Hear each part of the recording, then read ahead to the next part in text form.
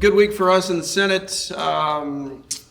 Moved through some stuff that was complicated. Obviously, interesting day, few days, but the kind of education package now has been TAFP'd as of about 10 minutes ago over in the House, and so the kind of combination of bills to expand ESA statewide, bring a new charter school to Boone County, and some other great provisions for public schools. That bill is heading to the governor's desk, so we're excited about that. Supplemental budget for our folks at the border passed that Senator Huff will talk about. The landfill bill, which was obviously a subject of great consternation on this floor last year, and parts of this year. Stakeholders got together, came up with I think a compromise that is, serves both sides' interest about as well as it could. So I'm glad to have that off our plate. Obviously, we have, we're running up against the end. FRA and the budget and all of these things that we know are in front of us, I think will take center stage in the coming days. So, I think we're intending to finish strong. I am personally very happy to have the education bill done and sent to the governor, and I still think we have a good amount of bandwidth to be able to accomplish more than maybe folks think we're going to. So, I've said it as often as I could. I'm willing to work with anybody who respects the Senate and wants to get some stuff done. So hopefully we can find those collaborations and those partnerships in the last few weeks. So I'll let Senator Huff say anything he wants to about the supplemental, and then we'll take questions. Yeah, I'll be real brief. We passed the first supplemental budget bill, House Bill 2016, yesterday. Third read finally passed. It was roughly $2 million worth of funding associated with our National Guardsmen and women and Highway Patrol that have been down at the Texas southern border for the last a little over a month, and I believe that executive order runs through about the middle of June. So that'll take care of the financial obligation, obviously, in paying for the services provided by the National Guard and Highway Patrol down at the southern border. I don't remember exactly what the final vote was, but I think overwhelming support in the Senate to take care of that. And I think we're all acutely aware of the dangers associated with having Washington D.C. not acting, and now I believe 13 or 14 states have sent resources down there to help aid the Operation Lone Star. So I'm glad that we got that done. Senator Huff, we just Sure. heard from Senator Heigl, who said that there is no FRA process until, Jason, you might have to walk through that again, until Planned Parenthood makes it to the governor's desk and is signed, and IP makes it to the governor's desk is signed. What's your plan with the FRA? Well, my plan is to pass the FRA before we pass the budget and get both of those things done during our regular session and not be back here for a special session. I think we should do our job. Do you expect that you will need to get a significant amount of Democratic votes in order for that to happen? Or? No, I don't think so. I mean, the last several years, what I've seen in our appropriations bills is when a number of Republicans don't vote for those bills that fund the state government, we end up having crossover votes from the Democrats. And I think that, Caleb always talks about how, we work with folks who work with us, and I'm happy to work with, kind of as Caleb says, happy to work with anyone in this building, in this chamber that wants to see good things done in Missouri. And I don't care if they're Republicans or Democrats. Something I think Emily left off the list there was he mentioned also that he wants to reintroduce a sunset. Yeah, I think, you probably all know I filed the bill this year without a sunset. We have seen the FRA, which is a $4.5 billion funding mechanism, turn into a political football every time it's before the legislature. And I think the last year that we did it, we put a 3-year sunset on it. We ended up having to do that during a special session because, like I said, it makes up about a third of our Medicaid budget, and we have to get it done. And in this environment, when people know you have to get something done, then oftentimes they're using that as leverage to get other things done, right? So that's what's happening here. I guess I'll ask the obvious question: is do you? Well, I don't really deal in ultimatums, right? I deal with the constitutional necessity of passing a budget in this state, not trying to leverage someone to get something else done, right? I think everyone knows we need to fund the state. We're not going to act like Washington D.C. We're not going to come back here in a special session because we can't do our job during the regular session. I think there are responsible and reasonable adults in this chamber who will get what we need to done.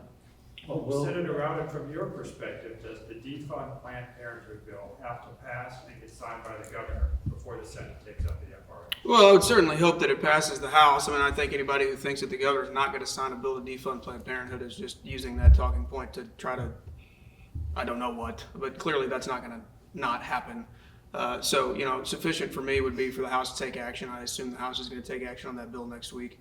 I hope they take action on that bill next week. I talked to Representative Patterson just while we were over in the House working together to get the education bill done, and I think he's interested in us working together to check these boxes over the course of the last few weeks. So is Senate leadership waiting for the House to pass the Planned Parenthood bill before bringing up the FRA? I mean, not necessarily. I think it would be our strong hope that they would do that. We do have a deadline that we are running up against, and I think Senator Huff, in being a responsible appropriator, makes a lot of sense for anybody in his position, anybody in our position as a body as a whole, not to write a budget that potentially is $4.5 billion out of balance, right? That wouldn't be responsible, conservative, Democrat, somewhere in between. That's pretty basic, for us. So it's important to check the boxes with the appropriate timelines.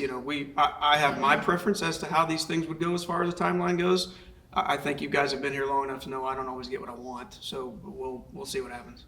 So what will the appropriation schedule be next week? Will there be hearings?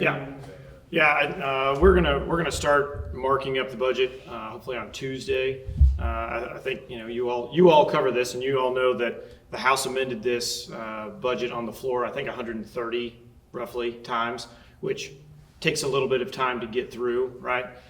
So that's what we've been working on for the last about week and a half, and so markup would be next week, with the thought of having it on the floor in the Senate the week after that, which still gives us a week prior to our constitutional deadline to get it done.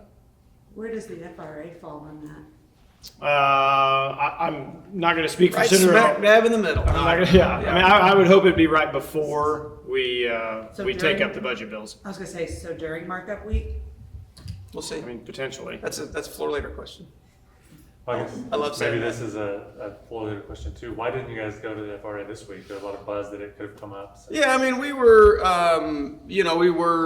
we knew there was a path, albeit a complicated one, to check the necessary boxes to get the education bill done, which is obviously stated priority of mine, stated priority of Senator Laughlin's, and many others. And so we, there are other things happening behind the scenes. We thought we could get to a resolution on education, which now has proven to be true, in a little quicker fashion. And so we kind of chose that route for this week, and I think that was the right decision. Did bringing up the gold and silver bill today, I think, to do with appeasing people that may fight against the FRA? Not that I'm aware of. I didn't make that deal. For people who are running to serve in this chamber this year, as President Pro Tem, what lessons do you think those candidates should take from this session?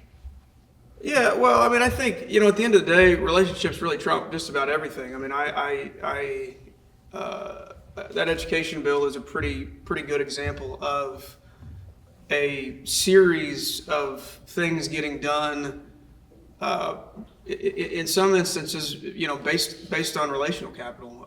Not everything in that bill everybody liked, right? There were things that folks on the right didn't love, things that folks on the left didn't love, folks anywhere in between.